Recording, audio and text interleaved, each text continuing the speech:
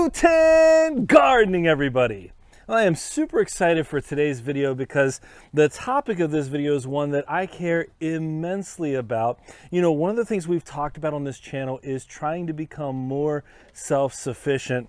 And I just asked a question on our community page, which was, this season in the garden, I plan to fill in the blank. And the first response we got back, coincidentally enough, is the topic of this video, because the first response was, I plan to expand my garden and start my own seedlings. Well, I'm only going to talk about half of that today, but it's an important half, and that is expanding the garden. Now, I would say in order for me to talk about this at all, I need to acknowledge the fact that we all have a different amount of space and a different maximum to which we can expand. But if our mindset around gardening is one where we think, how can I grow more? Then expansion is typically a logical next step in our gardening process. So as I'm talking through this video today, I want you to be thinking, what is some way that I can expand on what I've grown in the past? What is some way that I can either expand my space, maybe horizontally, or start growing vertically? But how can I increase my yields so that I can be more self-sufficient, so that I can grow more of my own food? And I'm going to show you a bunch of different ways that we've done that, but I want to start with an acknowledgement, and that is that we have about 0.13 acres of land here, including our house, that we can garden. And I will tell you that we started off, well, let me show you. Well, what you see in front of me is what remains of our very first bed, the first step in our gardening process here. And it used to be a 3x3 bed, meaning that it was about a third this long. We actually added a second one and then put it together in the wrong way in order to get a longer raised bed. But this is where we started, about 9 square feet of growing space. Now, it wasn't here, it was on the other part of our, or the other side of our lawn, which we don't even have anymore. But that's how we started. And that little bit of creativity, taking 2 beds and combining them the wrong way to get an extra long bed, was the beginning of our thinking about expansion. And really, the time period for expansion was pretty quick for us, because once we started thinking about this small space and then growing it out a little bit, we started thinking about what was necessary in our yard space. Did we need to have as much space to mow as we actually had? Which, again, we do not have a big yard. But our next step forward, beyond just the raised bed, was to try to create some sort of in-ground gardening space. And that's where our main garden came from. Now, our main garden now is about 7 feet wide by 40 feet long, so about 280 square feet. But when we started with about 4 feet in width and about 40 feet long, so about 160 square feet. And that still left us a pretty substantial path, I would say about 8 feet or so, with where we could walk in our backyard in space. I say substantial, like 8 feet's a lot. But we quickly realized that an expansion, and we started off with a foot, and then we added 2 more to get to that 7-foot width, that it wouldn't take too much work, and we would add a substantial amount of square footage to create this nice garden space. So if you're thinking about your garden space right now, and thinking about the amount that you're mowing, and whether or not some of that, if you have, again, this is if you have a yard space, and if some of that could be transitioned over to gardening space instead, how much could that improve your yield, or the space and potential yield for your family? Now, I'm trying to walk you through this process of our thinking so you can see how we went about deciding what to change and where to grow and where to shift what we were growing. Because once we started thinking about our backyard, which I think is where most people have their gardens, we started considering other places around the house where there was potentially room for us to invest space in our garden as well. And pretty soon we had built gardens up along both sides of our house, and that was additional raised bed space for part of it. These were our landscaping ties that we got on clearance, and we built a nice 32-foot long bed where we've grown a ton of vegetables. And again, that raised bed space, which is something we definitely recommend, especially if you have difficult soil to grow in, was an easy build and an easy way to expand. You talk about 100 square feet of potatoes, 100 square feet of sweet potatoes, 100 square feet of any greens you might want. That's a big addition to a garden. Now again, I'm trying to do this somewhat in the order in which we created or expanded our own garden. But one of the things that I think a lot of folks don't think that much about is the area right up by the house. You know, we've got areas around our house that get different types of sun. I think that's important to note as well. They get different types of sun, but they're really easy to access. They're right up by our house. They stay a little bit warmer even than a lot of the rest of our garden. And so our next process was to build some really simple boxes right up by our house. You know, prior to this, we had used those for flowers, and we still do. We have quite a few pollinators that we want to keep growing around our property. That's really important, especially for the fruits and vegetables that we're growing. We want to attract those pollinators, but we were able to take some spaces that were used for inedibles and turn it into a space where we could grow. Well, in the past, we've grown tomatoes here, eggplant here.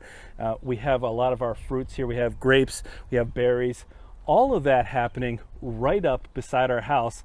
And that's the whole way around our house as well. So now we've got space growing right up by the house, and we still have enough of a path that we can get around the house comfortably. Now, to be honest, the next area that we expanded to, and one that I could not recommend highly enough, was our front garden space, our front garden space.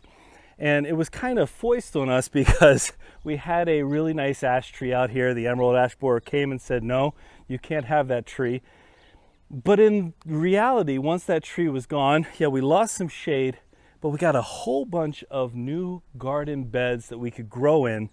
And again, I think a lot of people don't necessarily consider the front of the house, whatever that looks like, as a space where they could grow their vegetables. And, you know, I've addressed the idea of curb appeal in previous videos. I certainly think that a front yard garden creates curb appeal, but I still say it's a pretty atypical way to expand your garden. And for those of you who don't have a front yard that is soil, like our clay soil here, we've done a lot expanding with hay bale gardening as well. Now you can use straw bales, you can use hay bales. We typically use hay, because we can find hay that hasn't been sprayed or anything like that for about $3 or $4 a bale. And we've had great success growing in that. That's another way of expanding, even if you don't have a soil-filled area. If you have concrete, if you have blacktop that you're trying to grow on, you throw down a hay bale, add in a little bit of mix if you need to, a little bit of potting mix, and grow your vegetables there. It's another simple way to expand.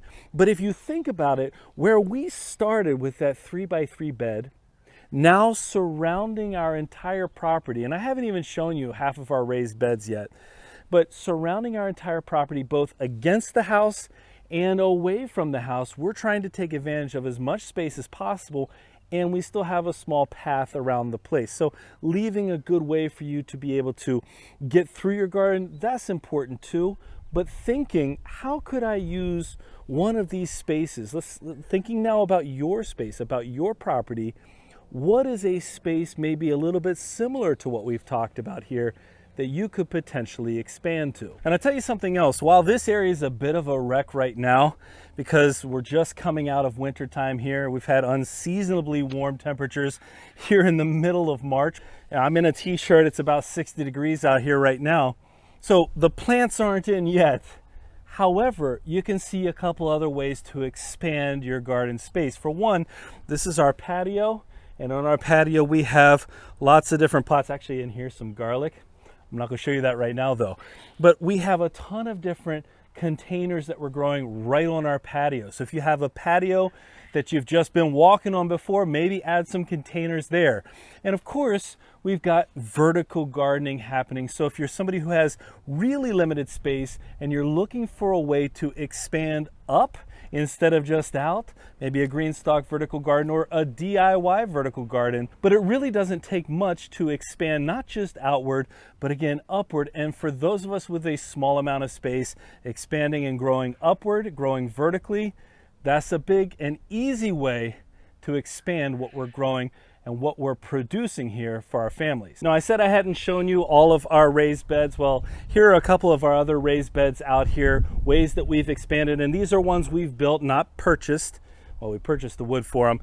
And also some of our food-safe plastic containers. You know, if you can get your hands on a nice, heavy-duty food-safe plastic bin, you've got years of potential growth and another easy way to expand the garden. And right behind me, we have our compost bins.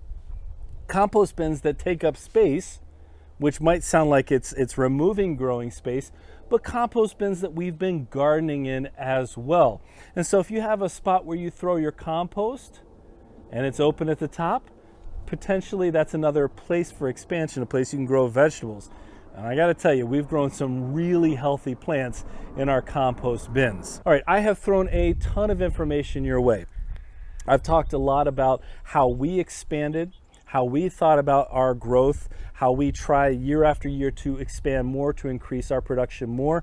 And that's important. It's especially important for us. If one of your goals is to be more self-sufficient, then I really want you to be thinking, okay, what's the next thing I can do to expand what I'm growing?